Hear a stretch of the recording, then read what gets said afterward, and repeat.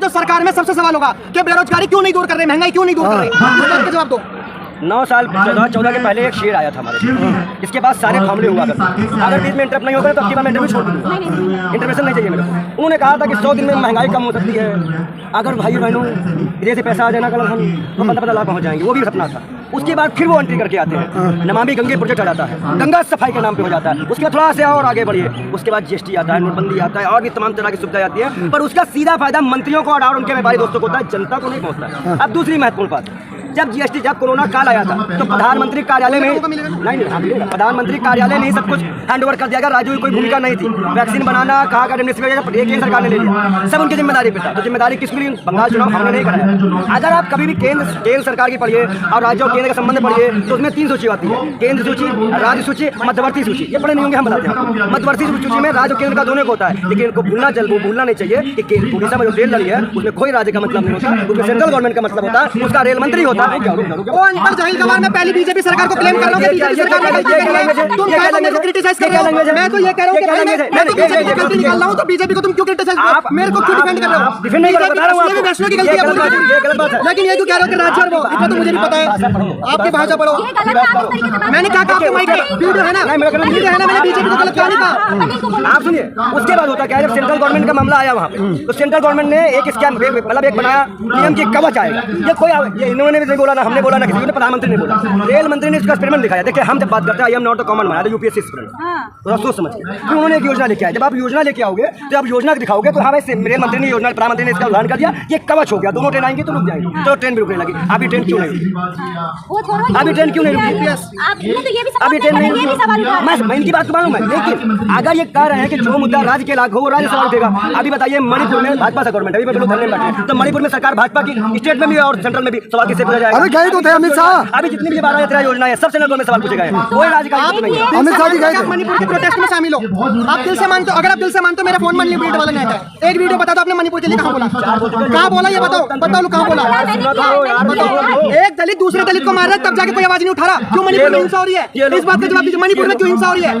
10% जमीन मिली हुई है, 90% ने कब्जा कर रखा है,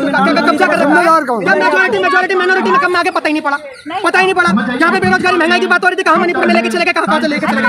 आप इस बात का जवाब दीजिए, जब बेरोजगारी महंगाई कैसे खत्म होगी? हमें बहुत दुख लगता है। मैं बीए ऑनर्स पॉलिटिकल साइंस से कर रहा हूँ, सेकंड ईयर में पढ़ता हूँ, मुझे नहीं पता यूपीएससी कर रहा नहीं कर रहा, सेकंड ईयर में पढ़ता हूँ। अगर मैं कॉलेज से निकला मैं कहाँ नौकरी मांगने जाऊंगा? सब विपक्ष, तो विपक्ष देगा नौकरी नहीं, मोदी हमें, मोदी को वोट दिया, तो नौकरी विपक्ष देगा, विपक्ष को आप क्या करने देंगे? विपक्ष दोनों नौकरी देगा। विपक्ष से जो आप ब्लूप्रिंट मांगे, आप प्रधानमंत्री मोदी से सवाल कीजिए ना। नहीं, विपक्ष तो सब कुछ कर सकता है, विपक्ष भी सब कुछ कर सकता है, यही तो है ना, ईडी सीबीआई, नेता ही तो सब कुछ कर सकते हैं। ईडी सीबीआई इतनी ज्यादा भारी कर दी गई है लोकतंत्र में आवाज दबाने के लिए, लोकतंत्र में जिस तरह से आवाज दबाने की मांग रही है, अपने अपनी बोले जा रहे हो, जब आपको लेने का। मैं तो मेरा मुद्दा यह है कि हम महंगाई से जूझ रहे हैं, 90 रुपए की प्रधानमंत्री आवाज बोल क्यों नहीं? आप ब्लूप्रिंट दीजिए, आप प्रधानमंत्री मन की बात सुनो ना, महंगाई कैसे खत्म होगी? प्रधानमंत्री मन की बात पे आ जाता है सब कुछ, मन की बात नहीं सुनता। ये चले हमारे साथ प्रधानमंत्री आवास, प्रधानमंत्री से क्या मामला है? सभी के चलते सभी से चलते हैं। आप फंड मिला क्या कि सरकार को टारगेट करने का? सारी बात छोड़ो, मैं ये चाह रहा हूँ, मेरे को तो संसद में एक तरफ तुम भारत जोड़ो, पूरी भारत जोड़ सकते हो, और दूसरी तरफ तुम ब्लूप्रिंट नहीं दे पा रहे। उन्हें संसद में काम क्या है? आपने कहा कि मणिपुर ऐसे हो रहा था, अमित शाह जब कर्नाटक चुनाव हो रहा था तो उसी वक्त हिंसा जारी थी, वहाँ पे आपने हर तरह के ड्रेस पहने, लोगों को बताए, आप अपने जिम्मेदारियों को नहीं निभा पा रहे हैं। ऐसी उसी प्रकार जब इस देश का विदेश मंत्री पेपर चेक करने जाता है, शिक्षा मंत्री का कार्यक्रम करने जाता है, इस सरकार में ना मंत्री का पोर्टफोलियो डिफाइंड है, ना उसका विभाग डिफाइंड है, ना कुछ और चीज डिफाइंड है, सिर्फ मजाक है, हंसी है, लोगों की जान सस्ती जान समझी जाती है, युवाओं को सड़कों पर खड़ा कर दिया है। जब प्रधानमंत्री उड़ीसा गए तो वहाँ गए तो मोदी मोदी मोदी, अरे कोई मरा तो मोदी करोगे, अगर कोई मरेगा तो मोदी करोगे, अगर कोई के घर में मातम होगा तो मोदी करोगे। प्रधानमंत्री मोदी जी कुछ बोलिए, मोदी बोलिए, अच्छा मोदी जी क्यों बोलेंगे? मोरीपुल में बोले गए, मोरीपुल में है, मोरीपुल में हुआ था। इधर हो भैया, लो। मोरीपुल में पूछा गया था। इधर तो आओ। छोड़िए भाई, मोदी आप बैकग्राउंड कैमरे में ऐसा दिखेगा कि मैं भाग रहा हूँ, लेकिन मैं पहले कह के चल रहा हूँ, सारे सवाल इसी से कर लो। सारे आप हर समझ नहीं जाने दो भाई इनको, आप बेमतलब वाला काम कर रहे हो। वो मोदी जी को जिम्मेदार क्या मानो। बात नहीं लेना। किस प्रकार से इस देश में आवाज उठाने के आप डंडा मारते हुए दिखते हैं, आप पिटते हुए दिखते हैं, आप लोगों को सवाल घसीटते हुए दिखते हैं। देश की खिलाड़ी में क्या कसूर था? मीनाक्षी नेगी से भी सवाल पूछा गया। कौन गया था? कौन भागा था? मैं भागा था। दो भागी थी, ऐसी भागी थी ना। देश में ये अंकल जी है, क्या देश में उन्होंने कभी देखा था? पूछे बेरोजगारी लोगों से, पूछे इनसे, कभी उन्होंने आतंक देखा था? कभी देश में उन्होंने महंगाई देखी थी? इनके साथ कई मामला है, हमने तो सिर्फ जुमले सुने, सुनिए ना अंकल जी, मिला कुछ नहीं। जी अमेरिकन मॉडल से देश चलेगा तो महंगाई तो होगी, दिल्ली से दुगनी हो गई। वो दुगना हो गया, ठीक है ना। योगी जी महंगाई की बात पसीना हो गए हैं। भैया क्या करे, ऐसे ऐसे लोगों से भिड़ना पड़ता, बताओ उसको सबसे सबसे बता रहे हैं। इसी तरह मोदी की भी आदत है। जब ये तो गलत है योगी जी, जब प्रधानमंत्री मोदी के कपड़े पे सब बोले कपड़ा बदल लिया, कपड़ा बदल लिया, ये क्या बात हुई? तो भैया 7 बार कपड़ा बदलो क्या? प्रधानमंत्री हो कि क्या हो बताओ? इतना चले चार बार कपड़ा बदलने का क्या? और लाशों पे कफन भी नहीं, लाशों में कफन भी नहीं। अरे क्या बता वो एक प्रधानमंत्री हो गया तो क्या हो गया? मतलब प्रधानमंत्री हो गया दिन में 50 ड्रेस बदलेगा? फिल्मों का हीरो है क्या वो? फिल्मों का हीरो है क्या? घंटे घंटे में ड्रेस बदलते। गोदी मीडिया को बैक किनारे लगते, इसीलिए हमारे देश के नेताओं से पूछता है भारत और दलाल पत्रकारों थूकता है बात, इसीलिए थूकता है। आप बहन मेरी बात समझिए, मैं आपसे एक बात पूछता हूँ, इस देश में अगर आप महिला खिलाड़ियों की जगह पे होती और आपको ऐसा दिशा व्यवहार होता तो आपकी आत्मा भी इसी तरह होती जिस तरह उनकी आत्मा रो रही है। परिवार बात कर रहे हैं, कह रहे हैं सब परिवार। तो अमित शाह क्या, अमित शाह किसी और का बेटा है? तो अमित शाह का ही बेटा ना। और कितने अच्छे इशारे किए थे उन्होंने स्टेडियम बैठ के, उनके इशारे देखिए आप। ये हिंदू राष्ट्र के नए नए इशारे हो रहे हैं, ये भी ध्यान दीजिएगा। अपने बच्चों को तो हिंदू धर्म सिखा नहीं पाए, चले हिंदू राष्ट्र बनाने। इन्हीं बेशर्मों की वजह से हमारा देश डूब रहा है। कसम है हमें अपने महाकाल की, कसम हिंदुस्तान की, ऐसे लोगों को हम टिकने नहीं देंगे इस देश में, याद रखना। बहुत से लोग मरे हैं हमारे देश में, बहुत से लोग, और एक एक लोगों के जानों का हिसाब लिया जाएगा। आप उड़ीसा देखिए, ऐसे लाश निकाली जा रही है, ऐसे खींची जा रही है। एक बाप अपने बेटे को पहचान नहीं पा रहा है। क्या इतने इस्तीफा देने के लिए भाई रेल मंत्री का इस्तीफा होगा 20 साल बाद, इतना बड़ा हादसा फिर हुआ है। इनसे पूछिए, ये बड़े कांग्रेस के टाइम में भी तो हुआ था। तो 20 भाई इस्तीफे हुए थे, का इस्तीफा हुआ है, ये इस्तीफा होगा।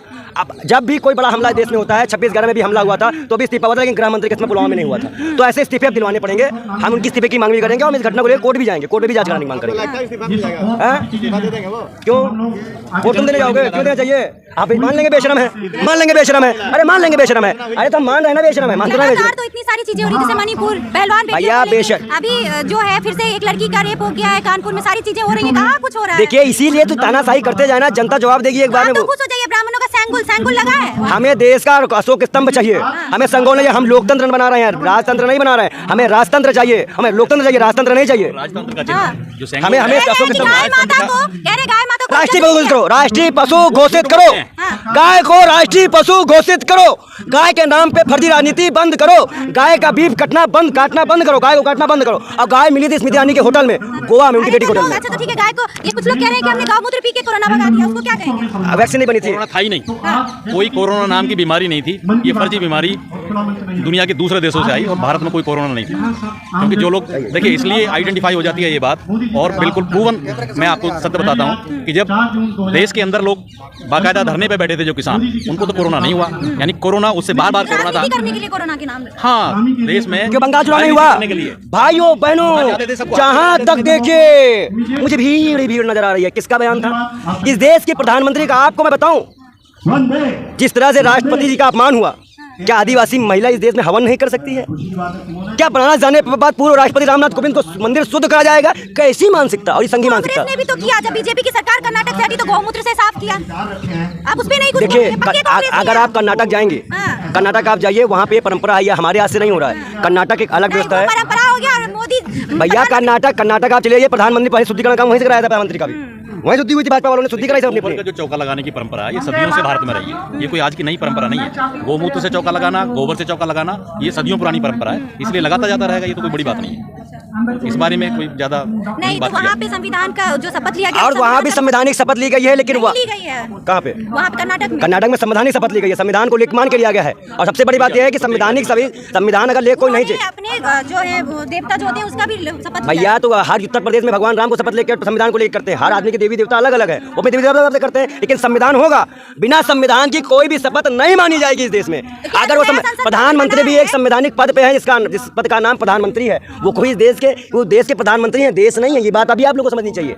और ये कह रहे हैं कि एक मध्य प्रदेश में एक मंदिर था पुराने जमाने भाई देखिए, नए संसद को बनाया गया। राष्ट्रपति जी का अपमान हुआ, उधर से मूर्तियां खंडित हुई मध्य प्रदेश में। उस मूर्ति खंडन का मतलब है शिव शक्ति, महिलाओं को भगवान शिव शक्ति मानते थे, पार्वती उनकी शक्ति थी, तो शक्ति का अपमान हुआ। ये प्रलय है, और ये प्रलय का कारण नरेंद्र मोदी जी हैं, जिन्होंने अपने अकड़ में, अपने घमंड में अकेले जाके सिंगौल का हुआ। सिंगौल हमारे देश में नहीं, हमारे यहाँ अशोक स्तंभ चलेगा, संविधान चलेगा, बाबा साहब का संविधान चलेगा। ये सब चीज़ें नहीं चलेंगी, जो पुरानी चीज़ें हम खत्म कराएं, क्या फिर आप चालू करोगे क्या? नेहरू जी को मिला था सिंगौल, संसद में होता क्या पूछो? जो है ना एक दंड का प्रतीक है, राजदंड राजदंड है।